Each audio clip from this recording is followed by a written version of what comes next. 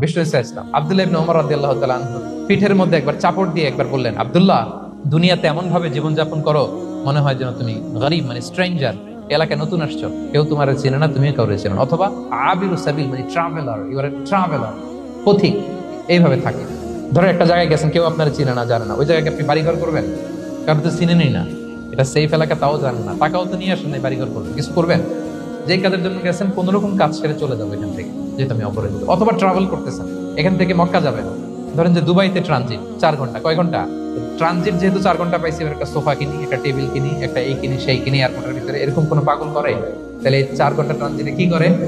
এই চা খেতে খেতে, মসজিদের ভিতরে 2 রাকাত নামাজ পড়তে পড়তে, ওয়েটিং এরিয়াতে বসে পত্রিকা পড়তে পড়তে কোন রকম কাটায় দেওয়া, কি বলেন? নাকি ওইখানে সোফা টোফা, বাড়ি ঘর, এটা সেটা কিনা শুরু করেন 4 ঘন্টার জন্য? এরকম কোন পাগল আছে এরকম? আবিরু সাবিল।